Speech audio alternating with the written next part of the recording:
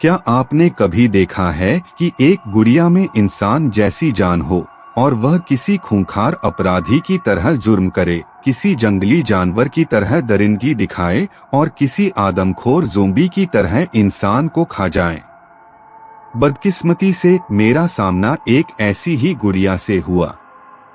अगर आप जानना चाहते हैं कि इस गुड़िया में इंसान जैसी जान क्यों थी और वह अपराधी क्यों थी, तो मैं आपको सुझाव देता हूं कि इस बेहद डरावनी कहानी को बिल्कुल न छोड़े। मेरा नाम माधव है। मेरी उम्र 65 साल है और मैंने 30 साल पुलिस की उस खुरदरी और भारी वर्दी में बिताए हैं। जब मैं रिटायर हुआ तो मुझे लगा कि मैंने वह सब बुरा देख लिया है जो एक इंसान देख सकता है। नाले में पड़ी लावारिस लाशों से लेकर उन कातिलों की पथराई आंखों तक जिनमें रहम का नामो निशान नहीं था। लेकिन जिंदगी ने मेरे लिए एक और भी गंदा खेल सोच रखा था। इस उम्र में किसी के आगे हाथ न फैलाना पड़े, इसलिए मैंने शहर के किनारे एक बड़े मॉल में नाइट शिफ्ट गार्ड की नौकरी कर ली। एक ऐसी जगह जो दिन में बच्चों की चीखों और हंसी से भरी रहती है और रात में वह एक विशाल खामोश जेल बन जाती है, जहां आपके अपने कदमों की आवाज भी भयानक लगती है। लेकिन उस मनहूस रात के बारे में बताने से पहले मुझे पुलिस सेवा के अपने आखिरी दिनों में जाने दें। हमारे पास एक ऐसा केस था जिसने हम सबकी नींद उड़ा दी थी, जयेश नाम के एक साइकोपैथ का केस। वह इंसान पैदाइशी अपराधी था, लेकिन उसकी एक अजीब आदत थी जो दिल दहला देती थी। वह हमेशा और हर जगह अपने साथ एक पुरानी और गंदी गुड़िया रखता था। लोग कहते थे कि वह उससे बातें करता है, उसके लिए खाना रखता है और यहाँ तक कि जुर्म के वक्त गुड़िया को इस तरह रखता था जैसे वह सब देख रही हो। एक तूफानी रात एक सांस रोक देने वाले पीछा करने के बाद मैंने उसे एक बंद गली में घेर लिया जहां से बदबू आ रही थी। जयेश ने बंदूक निकाली और मैंने अपने 30 साल के अनुभव के साथ पहले गोली चला दी। गोली सीधे उसके सीने के बीचों बीच लगी। जब वह दम तोड़ रहा था, वही बदसूरत गुड़िया उसकी गोद में थी। मैं उसके ऊपर खड़ा उसे देख रहा था कि तभी अचानक उसके मुंह से खून का एक बड़ा और गर्म थक्का निकला। मैंने अपनी आंखों से देखा कि वह गाढ़ा काला खून, जैसे उसके लिए गुरुत्वाकर्षण अलग हो, सीधे उस प्लास्टिक की गुड़िया के खुले मुंह में गिर गया। उस पल मुझे लगा कि यह कितना घिनौना है, लेकिन मैं नहीं जानता था कि मैं एक गंदी रूह के एक नए शरीर में जाने का गवाह बन रहा हूं। अब वर्तमान में लौटते हैं। जिस मॉल में मैं गार्ड हूं, वहां मैनेजमेंट ने पुरानी गुड़ियों के लिए एक नया सेक्शन शुरू किया था। आइडिया यह था कि लोग अपनी पुरानी गुड़िया लाएं ताकि गरीब परिवार अपने बच्चों के लिए बहुत कम कीमत पर तोहफे खरीद सकें। अलमारियां बिना आंखों वाले भालुओं और पुरानी कारों से भरी थीं। जिस रात मैंने अपनी गश्त शुरू की, मैं उस स्टॉल के सामने से गुजरा। कांच की सैकड़ों आंखें मुझे घूर रही थीं। लेकिन अचानक मैं सुन्न पड़ गया। उन तमाम गुड़ियों के बीच मुझे एक जाना पहचाना चेहरा दिखा। वही जयेश की गुड़िया, उसी टेढ़ी मुस्कान और खून के उन सूखे धब्बों के साथ जो अब भूरे हो चुके थे। वह बाकी गुड़ियों के बीच ऐसे बैठी थी जैसे हमेशा से वहीं थी। मेरी पीठ में सिहरन दौड़ गई। मैंने खुद से कहा, माधव, तुम बूढ़े हो रहे हो, तुम्हारी यादें हकीकत के साथ मिल रही हैं। लेकिन वह रात उस प्लास्टिक के शैतान के जागने की बस शुरुआत थी।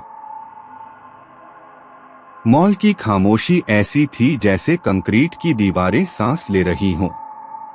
2 बज चुके थे। मैं मॉनिटरिंग रूम में बैठा कड़वी और ठंडी कॉफी पी रहा था ताकि नींद न आए। मेरी नजर मॉनिटरों पर थी, वो बेजान ब्लैक एंड व्हाइट तस्वीरें जो खाली गलियारों को दिखा रही थीं। अचानक 9 नंबर मॉनिटर पर, जहां पुरानी गुड़ियों का स्टॉल था, एक साया हिला। पहले मुझे लगा शायद कोई चूहा या बिल्ली होगी, लेकिन उस साये का कद बड़ा था। ऐसा लग रहा था कि अलमारियों के बीच कुछ हिल रहा है। मैं उठा, टॉर्च उठाई और चल पड़ा। चमकदार पत्थरों वाले फर्श पर मेरा हर कदम उस खाली जगह में गोली की आवाज की तरह गूंज रहा था। जब मैं स्टॉल पर पहुंचा, मैंने टॉर्च अलमारियों पर घुमाई। सब कुछ ऊपर से ठीक लग रहा था, लेकिन वहां एक अजीब सी गंध फैली हुई थी। सस्ते तंबाकू और बासी खून की गंध, वही गंध जो पूछताछ वाले कमरे में जयेश के कपड़ों से आती थी। मैंने टॉर्च उस कमबख्त गुड़िया पर मारी। उसकी जगह बदल गई थी। पहले वह दूसरी लाइन में थी, लेकिन अब वह अलमारी के किनारे पर आ गई थी, जैसे नीचे कूदने वाली हो। मैंने खुद से कहा कि शायद जमीन के हिलने या बिल्डिंग के बैठने से वह खिसक गई होगी, लेकिन दिल ही दिल में मैं जानता था कि मैं खुद को धोखा दे रहा हूँ। मैं एस्केलेटर की तरफ जाने के लिए मुड़ा ही था कि अचानक मेरे पीछे से एक भयानक आवाज आई, जैसे किसी ने पूरी ताकत से पत्थरों से भरा बोरा जमीन पर दे मारा हो। मैं तेजी से मुड़ा। गुड़ियों की पूरी अलमारी उलट गई थी।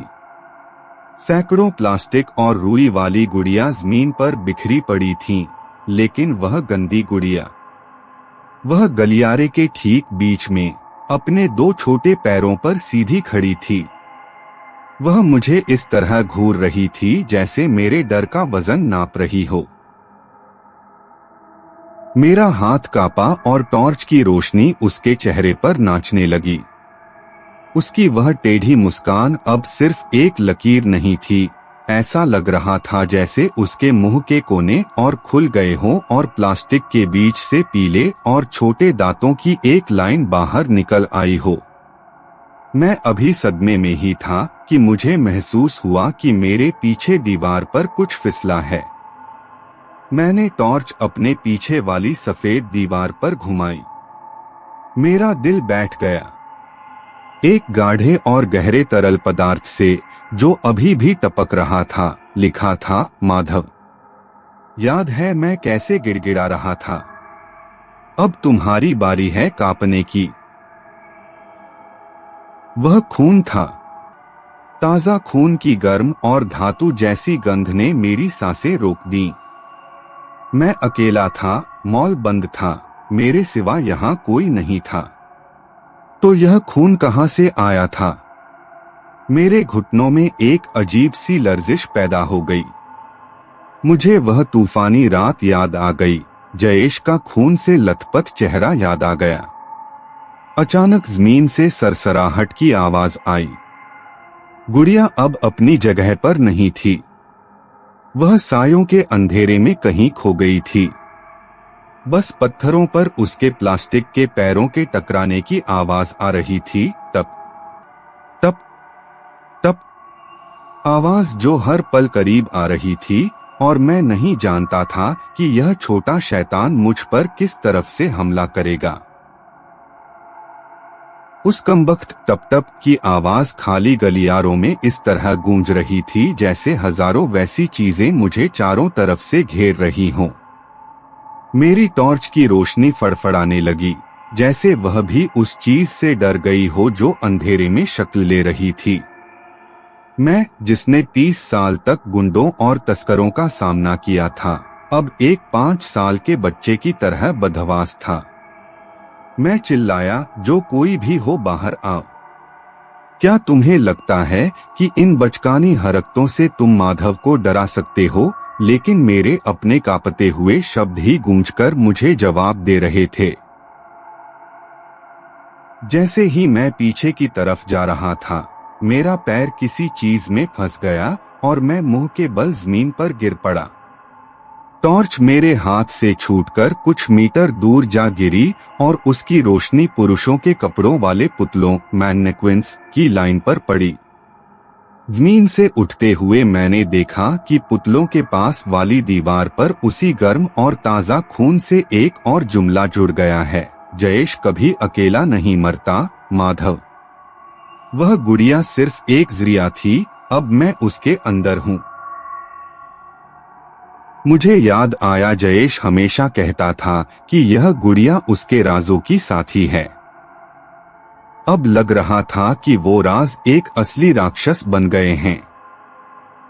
अचानक मुझे महसूस हुआ कि मेरे ऊपर वाली फॉल्स सीलिंग में कुछ हिला है। जैसे ही मैंने सिर उठाया, मैंने देखा कि छत का एक हिस्सा नीचे गिरा और वह गंदी गुड़िया मांस के फेंके हुए टुकड़े की तरह मेरे कंधे पर आ गिरी। उसका वजन एक प्लास्टिक की गुड़िया से कहीं ज्यादा था, जैसे मेरे कंधे पर एक भारी पत्थर गिर गया हो। मैं चीखा और मैंने उसे अपने से अलग करने की कोशिश की, लेकिन उस जंगली जीव ने अपने छोटे और मजबूत हाथों से मेरे बाल पकड़ लिए। उसके मुंह की सड़ांध, जो लाश और पेट्रोल की गंध का मिश्रण थी, मेरा दम घोंट रही थी। इससे पहले कि मैं कुछ कर पाता, मुझे महसूस हुआ कि खंजर जैसी कोई तेज चीज मेरी पिंडली काफ में धंस गई है। गुड़िया ने अपने धातु के दांतों से, जो अब उसके प्लास्टिक के होठों से पूरी तरह बाहर आ चुके थे, मेरी पिंडली को काट लिया। दर्द ऐसा था जैसे कोई प्लास से मेरे शरीर का एक हिस्सा नोच रहा हो। मैंने मुक्के से गुड़िया के शरीर पर वार किया, लेकिन ऐसा लगा जैसे मैं किसी पेड़ के तने पर मार रहा हूं। आखिरकार किसी तरह मैंने उसे अपने से अलग किया और सामने वाले कांच के शोकेस की तरफ फेंक दिया। कांच एक भयानक आवाज के साथ चकनाचूर हो गया, लेकिन गुड़िया एक बिल्ली की तरह अपने पैरों पर उतरी। उसके मुंह में मेरी पैंट का एक टुकड़ा और मेरी टांग का मांस था। वह इत्मीनान से उसे चबाने लगी और उसके गंदे होठों के कोने से मेरा खून टपक रहा था। वह चीज सच में मुझे खा रही थी। पुलिस वाला माधव अब एक शापित खिलौने का शिकार बन गया था।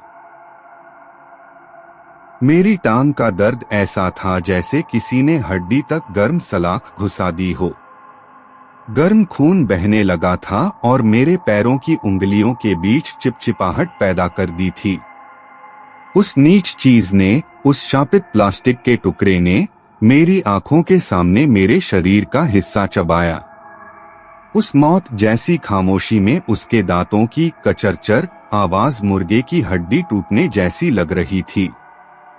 हर बार चबाते हुए वह अपना सिर हिलाती और अपनी उन बेजान कांच की आंखों से मुझे घूरती, जैसे मेरे खून के स्वाद का मजा ले रही हो। मुश्किल से मैं उठा और दीवार का सहारा लिया। मैं मेडिकल स्टोर वाले सेक्शन की तरफ चल पड़ा। मुझे किसी तरह इस खून को रोकना था, वरना इससे पहले कि वह मुझे खत्म करे, मैं खुद बेहोश हो जाता।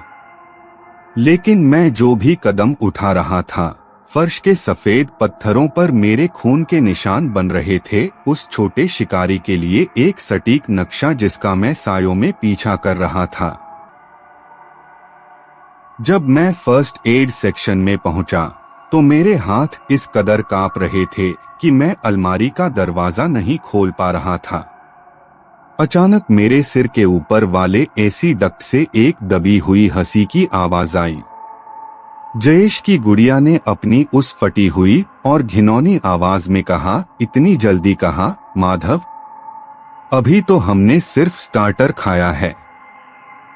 तुम्हें पता है, जयेश हमेशा कहता था कि डरपोक आदमी का मांस नमकीन होता है, लेकिन तुम में से पछतावे की गंध आ रही है।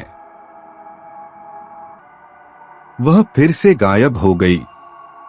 मैंने जल्दी से एक पट्टी उठाई और अपनी टांग पर लपेटी। जैसे ही मैं पट्टी कस रहा था, मैंने गौर किया कि गलियारे के सभी एडवर्टाइजिंग मॉनिटर एक साथ चालू हो गए। सभी मॉनिटरों पर जयेश की फोटो थी, वही गिरफ्तारी वाली फोटो जो हमने थाने में ली थी।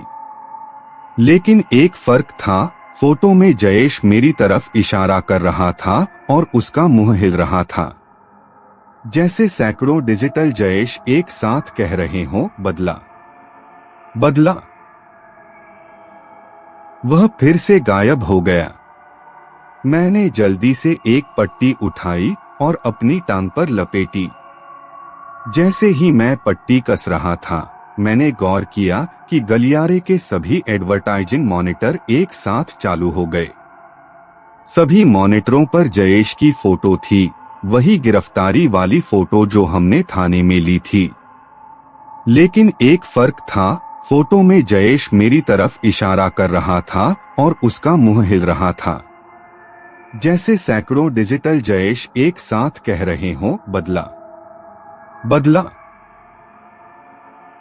मैं भागने के लिए मुड़ा, लेकिन अचानक देखा कि बाहर निकलने का रास्ता फूड कोर्ट की कुर्सियों और मेजों के पहाड़ से बंद कर दिया गया है, जिन्हें अजीब तरीके से एक दूसरे के ऊपर रखा गया था। उस 30 सेंटीमीटर के जीव ने इतने सारे सामान को कैसे हिलाया था? आखिर एक रूह में कितनी ताकत हो सकती है? डर किसी भारी बोझ की तरह मेरे सीने पर बैठ गया। मुझे लगा कि पीछे से किसी ने मेरे बाल झपट लिए हैं। इससे पहले कि मैं पीछे मुड़ पाता, गुड़िया मेरे कंधे पर कूद गई।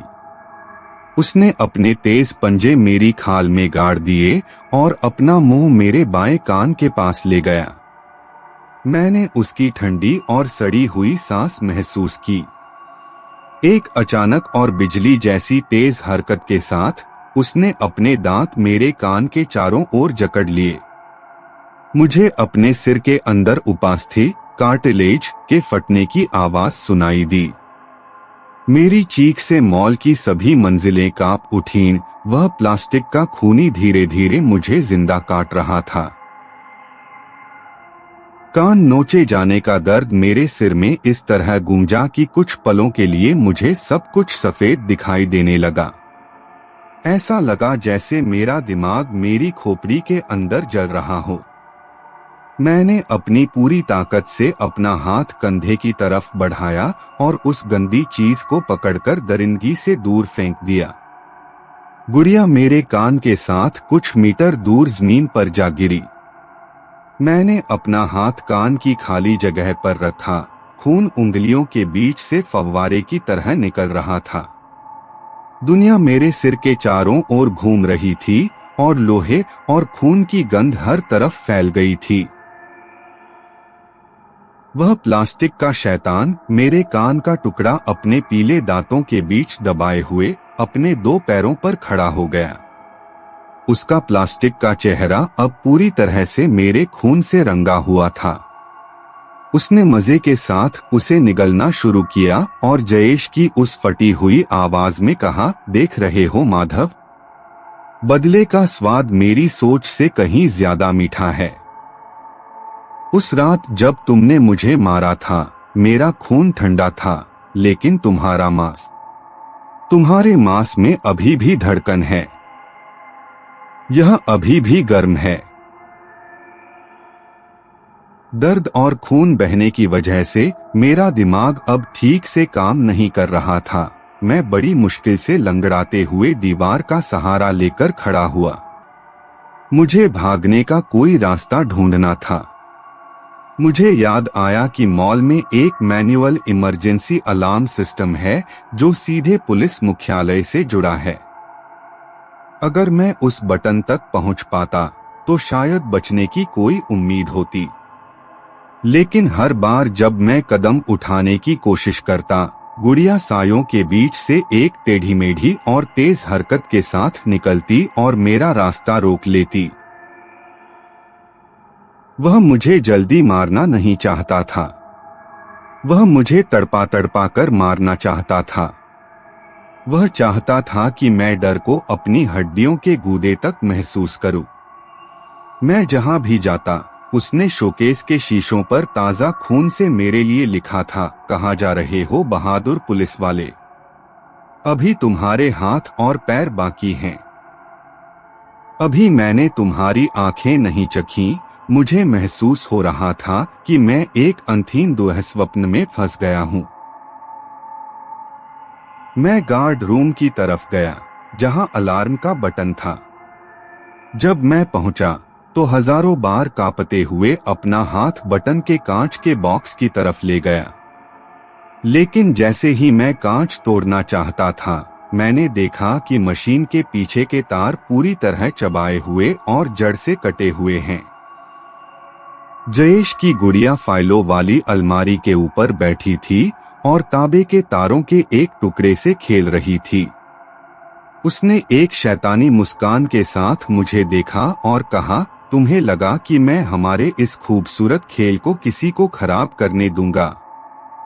हम तो अभी इसके सबसे अच्छे हिस्से पर पहुंचे हैं माधव।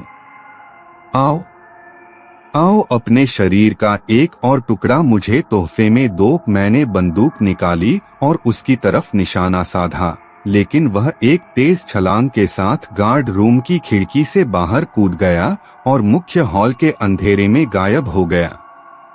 मैं एक अधूरे और लहूलुहान शरीर के साथ उस मॉल में रह गया था जो अब जयेश का निजी बूचड़खाना बन चुका था।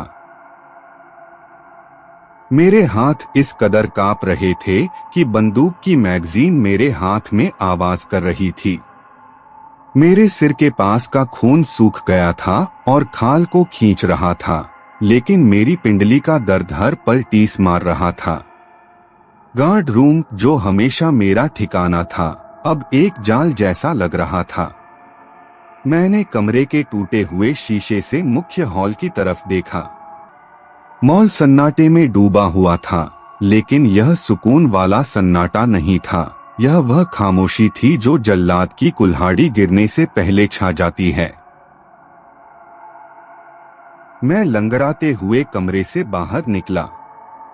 मैंने बंदूक को दोनों हाथों से पकड़ रखा था। फर्श पर पड़ने वाले हर साये को मैं वह प्लास्टिक का राक्षस समझ बैठता। अचानक मुझे हॉल के पत्थरों पर किसी चीज के घिसटने की आवाज आई। लाल रंग की इमरजेंसी लाइटों की मध्यम रोशनी दीवार पर लंबे साये बना रही थी। मैं आवाज की तरफ मुड़ा। मैंने देखा कि कपड़ों वाले सेक्शन के सभी पुतले, मैननेक्विन्स, शोकेस से बाहर निकाल दिए गए हैं और गलियारे के बीचों बीच लाइन से खड़े कर दिए गए हैं। वे सब मेरी तरफ मुड़े हुए थे, जैसे एक बेजान फौज अपने कमांडर के हुक्म का इंतजार कर रही हो।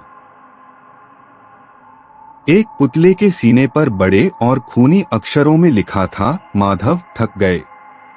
जयेश कभी नहीं थकता था। अचानक एक पुतले के पेट के अंदर से गुड़िया की हंसी सुनाई दी।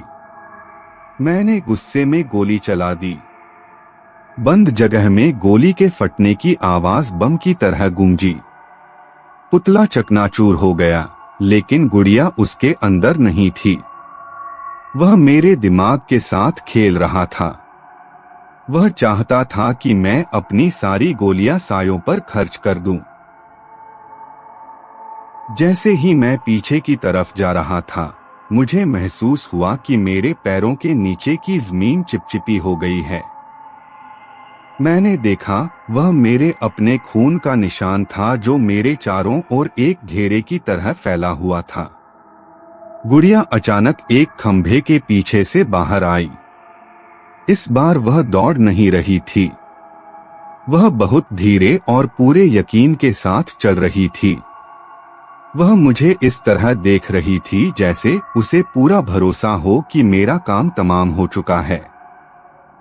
उसने उस फटी हुई आवाज में कहा, पता है माधव, जयेश हमेशा कहता था कि पुलिस वाले रखवाले कुत्तों की तरह होते हैं, वफादार लेकिन बेवकूफ। तुम्हें क्या लगा कि एक गोली से तुम उस रूह को मार दोगे जिसे सालों तक नफरत से पाला गया है? वह गंदी चीज करीब आने लगी।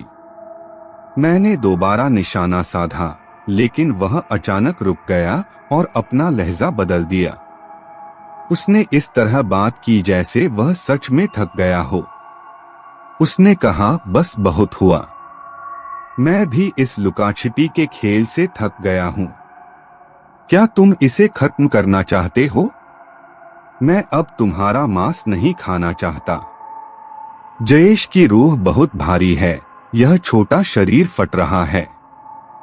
उसकी असली रूह गलियारे के अंत में रखे जयेश के उस बड़े पुतले कटआउट में चली गई है। अगर तुम उस पुतले को तबाह कर दो तो मैं भी आजाद हो जाऊंगा और सब कुछ खत्म हो जाएगा। जाओ माधव, जाओ और काम तमाम करो। कमजोरी की वजह से मेरी आंखों के सामने अंधेरा छा रहा था, लेकिन मेरे दिल में उम्मीद की एक किरण जागी। मुझे लगा कि शायद छुटकारा पाने का यही रास्ता है। मैं गलियारे के अंत की ओर बढ़ा, जहां जयेश का वह बड़ा पुतला अंधेरे में खड़ा था, इस बात से बेखबर कि यह मेरी पूरी तरह बर्बादी के लिए उस छोटे कातिल की आखिरी खतरनाक साजिश थी। गलियारे के अंत की तरफ बढ़ने वाला मेरा हर कदम ऐसा था जैसे मैं दलदल में धंस रहा हूं। हवा की भारीपन ऐसा था कि फेफड़ों तक ऑक्सीजन नहीं पहुंच रही थी। बहुत ज्यादा खून बह चुका था और मेरा शरीर ठंडा पड़ गया था, लेकिन गुड़िया की वह बात एक जीवन रक्षक रस्सी की तरह थी जिसे मैं पकड़ रहा था। मैं मन ही मन सोच रहा था कि अगर मैं उस पुतले को मार दूं तो जयेश की रूह आजाद हो जाएगी और यह दुःस्वप्न खत्म हो जाएगा। मासूम माधव, मैं कितना मूर्ख था जो यह सोच बैठा कि शैतान भी कभी थक सकता है। मैं गलियारे के अंत में पहुंच गया। वहां मॉल के नए बने हुए हिस्से के ठीक किनारे पर जयेश का आदमकद पुतला खड़ा था। उसका कद बिल्कुल एक असली इंसान जैसा था। वही क्रीम रंग का ओवरकोट जो उसकी मौत की रात उसने पहना था, वही किनारे वाली टोपी जिसका साया उसके चेहरे को ढक रहा था। उस मध्यम लाल रोशनी में वह पुतला ऐसा लग रहा था जैसे सांस ले रहा हो। वह छोटी गुड़िया भी कुछ मीटर दूर एक अलमारी के किनारे बैठी अपनी उन चमकदार कांच की आंखों से मुझे देख रही थी। एक ऐसे लहजे में जिसमें अब कोई दरिंदगी नहीं थी, बल्कि वह एक लुभावनी फुसफुसाहट जैसा था। उसने कहा, मारो माधव, इसके दिल पर निशाना लगाओ। अपनी सारी नफरत उस प्लास्टिक के दिल में उतार दो ताकि हम दोनों को सुकून मिल सके। मैंने बंदूक ऊपर उठाई। मेरे हाथ इस तरह कांप रहे थे कि बंदूक की नली हवा में घेरे बना रही थी। मैंने अपनी कलाई को दूसरे हाथ से पकड़ा ताकि उसका कांपना रोक सकूं। उस तूफानी रात की तमाम यादें, कान नोचे जाने का तमाम दर्द और इन चंद घंटों में मैंने जो भी खौफ झेला था, वह सब मेरी आंखों के सामने आ गया। मैंने ट्रिगर पर उंगली दबाई। मुझे लग रहा था कि यह मेरी जिंदगी की आखिरी गोली है। गोली चलाने से ठीक पहले मेरी नाक में एक अजीब सी गंध आई।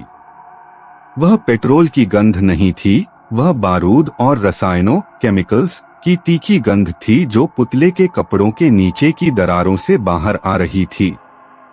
लेकिन अब बहुत देर हो चुकी थी। मेरी उंगली की नसों ने हुक्म जारी कर दिया था। गलियारे में गोली चलने की आवाज गूंजी। गोली पुतले के सीने के ठीक बीच में लगी, जहां दिल होना चाहिए था। लेकिन प्लास्टर टूटने की आवाज के बजाय एक तेज धातु की आवाज आई, टिक। उसी पल वह छोटी गुड़िया जो अब तक शांत थी, जोर जोर से पागलों की तरह हंसने लगी। वह इस तरह हंस रही थी जैसे उसके तमाम प्लास्टिक के कण खुशी से कांप रहे हों। वह चिल्लाई, बूढ़े बेवकूफ, तुम हमेशा पहले गोली चलाते हो और बाद में सोचते हो। जयेश ने तुमसे कभी झूठ नहीं बोला था। उसने हमेशा कहा था कि वह तुम्हें अपने साथ नर्क ले जाएगा, उस पल के 100वें हिस्से में मैंने देखा कि पुतले के कपड़े खुल गए और रुई और प्लास्टिक की जगह मैंने डायनामाइट की कतारें देखी जिनके डेटोनेटर मेरी गोली लगने से एक्टिव हो गए थे। डेटोनेटर की नीली रोशनी एक पल के हजारों हिस्से के लिए पूरे गलियारे में चमकी और उसके बाद सब कुछ गहरे लाल रंग में बदल गया। उस पल में मेरे लिए समय ठहर गया। मैंने गुड़िया की आंखों में देखा। अब वह जंगली और डरावना जीव नहीं था। ऐसा लग रहा था जैसे सच में खुद जयेश ही था जो उस प्लास्टिक के नकाब के पीछे से मेरी बेवकूफी पर हंस रहा था। मुझे समझ आ गया कि वह तमाम खेल, वह मांस खाना और वह लुका छिपी सिर्फ मुझे इस मोड़ तक लाने के लिए थी। वह चाहता था कि मैं अपने हाथों से अपनी मौत के वारंट पर दस्तखत करूं। धमाका ऐसा था जैसे मेरे पैरों के नीचे जमीन फट गई हो। जो भयानक आवाज उठी वह एक इंसान के सुनने की क्षमता से परे थी। मेरे कान के पर्दे तुरंत फट गए और उसके बाद मेरे सिर में बस एक लंबी और तेज सीटी गूंजने लगी। धमाके की लहर ने मेरे शरीर को कागज के टुकड़े की तरह हवा में उठा लिया और पीछे फेंक दिया। मुझे महसूस हुआ कि हवा के दबाव में मेरे शरीर की हड्डियां चकनाचूर हो रही हैं। मॉल के नए हिस्से की कंक्रीट की छत बिस्कुट की परतों की तरह एक दूसरे पर गिर पड़ी और आग की विशाल लपटों ने रात के अंधेरे को निगल लिया। जमीन और आसमान के बीच उस लटके हुए हाल में धुएं और आग के बीच मैंने आखिरी बार उस गुड़िया को देखा। वह लपटों में जल रही थी, लेकिन उसने अपने छोटे हाथ मेरी तरफ फैला रखे थे, जैसे वह उस दूसरी दुनिया में भी मेरा पीछा न छोड़ना चाहती हो। उसका प्लास्टिक का चेहरा पिघल रहा था और उसकी काली और गर्म बूंदें जमीन पर गिर रही थीं, लेकिन वह टेढ़ी मुस्कान आखिरी पल तक खत्म नहीं हुई। जब मेरा शरीर जमीन से टकराया तो मुझे अब कोई दर्द महसूस नहीं हो रहा था। बस एक अजीब सी ठंडक थी जो मेरे पैरों से ऊपर की ओर आ रही थी। मैंने काले आसमान की ओर देखा जो मॉल की टूटी हुई छत के बीच से दिख रहा था। सितारे कितने दूर और बेपरवाह थे। प्लास्टिक और पेट्रोल के जलने से निकलने वाले गाढ़े धुएं ने मेरी सांस का रास्ता पूरी तरह बंद कर दिया। मेरी आंखें भारी हो गईं। आखिरी तस्वीर जो मैंने देखी वो लपटें थीं जो मेरे चेहरे के करीब आ रही थीं और किनारे वाली टोपी पहने एक आदमी का साया था जो आग के बीच खड़ा मुझे विदा कह रहा था। अगली सुबह अखबारों की सुर्खी थी, मॉल में भीषण हादसा, गैस रिसाव ने ली कर्तव्यनिष्ठ गार्ड की जान। दमकल कर्मी कई दिनों तक लोहे और कंक्रीट के ढेरों के बीच खोजते रहे। उन्होंने मेरा जला हुआ शव ढूंढ निकाला, लेकिन एक चीज ऐसी थी जो उन्होंने कभी आधिकारिक रिपोर्टों में नहीं लिखी। पोस्टमार्टम विशेषज्ञ को मेरे बाएं हाथ की उंगलियों के बीच गुड़िया की कांच की आंख का एक छोटा सा टुकड़ा मिला था जो अजीब तरह से सही सलामत बचा हुआ था। एक नया मॉल बनाया गया, पहले वाले से कहीं ज्यादा चमकदार और बड़ा। लेकिन नए गार्ड कहते हैं कि कुछ रातों में जब मंजिलें पूरी तरह खाली होती हैं तो वेंटिलेशन पाइपों से एक दबी हुई हंसी की आवाज आती है।